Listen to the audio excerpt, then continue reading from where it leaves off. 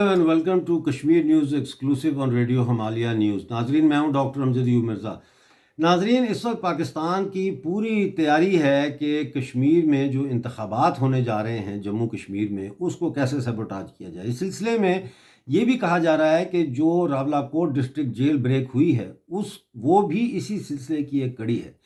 एक social media पे post viral हो रही है, बुरहानुद्दीन वानी है उनके ग्रुप की तरफ से, जिसमें वो बुरहान ब्रिगेड के नाम से ग्रुप है। वो क्या दावा कर रहे हैं कि गाजी शहजाद अहमद जो रावलाकोट की जेल से फ़रार होने वाले दहशतगर्द थे, ऑलरेडी उनके पास पहुंच चुके हैं जम्मू कश्मीर में और वो खैरियत से हैं। और बहुत जल्द वो उन्होंने ये भी ऐलान किया है कि वो सरप्राइज़ देने वाले हैं। इस किस्म का बयान जो है वो चल रहा है सोशल मीडिया पे। इस हवाले से नाजरीन, मैं आपको ये बताना चाहूँगा कि जो हमारी इतला है उसके मुताबिक 7, 8 और 9 जुलाई को कुछ होने जा रहा है जम्मू कश्मीर में, क्योंकि 8 जुलाई को बुरहानुद्दीन की जो है वानी की बरसी है और 2016 में उनको काउंटर में मारा गया था वो बुरहानुद्दीन वानी। और उसके एनकाउंटर वाले बरसी के दिन जो है, या उससे एक दिन पहले या उसके बाद या उसी दिन, इनका प्रोग्राम है कि ये कुछ वहाँ पे करेंगे। उससे पहले भी कुछ किया जा सकता है। इस वक्त पीओजेके के हालात ये हैं कि पीओजेके के अंदर जो अवामी एक्शन कमेटी, जॉइंट अवामी एक्शन कमेटी की तहरीक थी, उस तहरीक पर बड़ी समझदारी और बड़ी प्लानिंग के तहत जम्मू कश्मीर लिबरेशन फ्रंट के जो यूथ है, जो कारकुनान हैं, उनको पब्लिक में ऐसे पेश कर दिया गया है कि जैसे वो अवाम के चुनिंदा लीडर हैं। वो बड़ी भड़कीली तकरीरें करके जॉइंट अवामी एक्शन कमेटी का जो ये पूरी मूवमेंट है इसमें अपनी स्पेस बनाने में कामयाब हो चुके हैं। इसके अलावा जहादी भी कई जो है एक्स जहादी, वो भी अब बेनाम हो के तो इस जॉइंट अवामी एक्शन कमेटी के जो ये सिविल डिसोबीडियंस मूवमेंट है इसमें घुस चुके हैं। इसके अलावा बेशुमार इन्फॉर्मर्स इसमें दाखिल हो चुके हैं।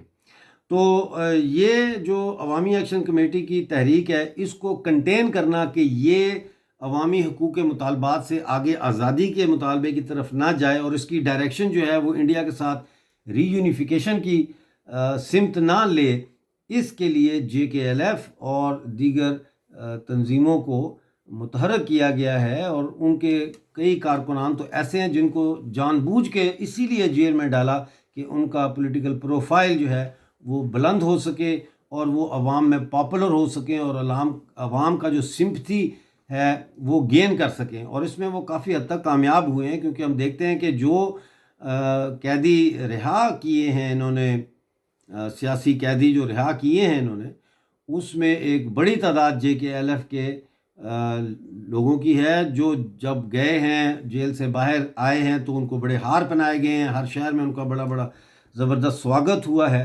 और यही आ रहा है कि ये जॉइंट अवामी एक्शन कमेटी की तहरीक जो है ये अब कंट्रोल में आ चुकी है मुकम्मल तौर पर पाकिस्तानी मिलिट्री इस्टेब्लिशमेंट के। एक और ख़बर जो मैं ज़रूरी समझता हूँ आपके साथ शेयर करना, उसका ताल्लुक रावलाकोट डिस्ट्रिक्ट जेल ब्रेक से 24 घंटे पहले की वो मीटिंग है जो हजीरा के पास मुनक्किद की गई। और इस मीटिंग में जो जमात इस्लामी है उनके लोकल लीडर जो है वो इसमें शामिल हुए थे।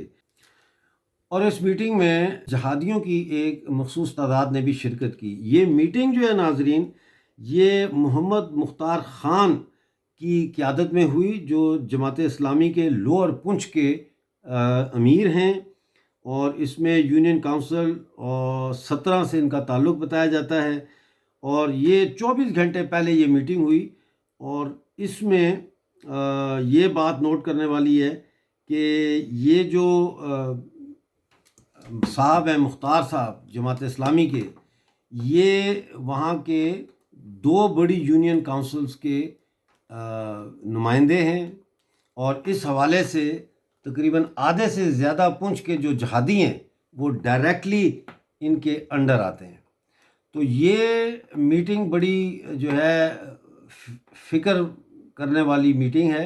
और یہ چیزیں ہم آپ تک ہمیشہ شیئر کرتے رہے ہیں، پہلے بھی کرتے رہے، لیکن دیکھتے ہیں کہ اب جو ہم یہ خبریں شیئر کر رہے ہیں آپ کے ساتھ اتنی، کیا یہ خبریں بھارت کو سیف رکھنے میں مددگار ثابت ہوں گی۔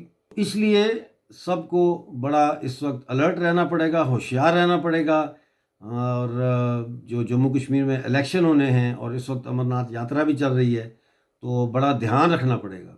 سری نگر میں اچھا ہوتا اگر سری نگر اور دوسرے کشمیر کے شہروں میں اور جموں میں بھی ایسی ڈیفنس کمیٹیاں بنائی جاتیں جو ہر روز شام کو 2 گھنٹے کے لیے سڑکوں کے اوپر مارچ کرتی کشمیر اور جموں کے دفاع کے لیے، اور وہ ایک قسم کا ڈیٹرنٹ ہوتا، وہ عوام میں بھی ایک کانفیڈنس بلڈنگ میئر ہوتا، لیکن ابھی تک وہ دیکھنے میں نہیں آ رہا۔ امید ہے کہ ایسا کوئی ضرور سلسلہ بنے گا جس سے کہ سول ڈیفنس کمیٹیاں وہاں پہ سری نگر میں، کشمیر میں، جموں میں یہ بنائی جائیں گی۔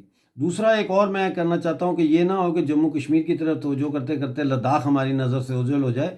ان کا کچھ پتہ نہیں ہے، یہ ایسا بھی کر سکتے ہیں کہ لداخ کو اس دفعہ یہ لداخ میں بھی کچھ کرنے کی کوشش کریں، تو اس لیے ہوشیار باش۔ دیکھتے رہیے کشمیر نیوز ایکسکلوسیو، ملتے ہیں اگلی ویڈیو میں، اس وقت تک کے لیے جے ہند۔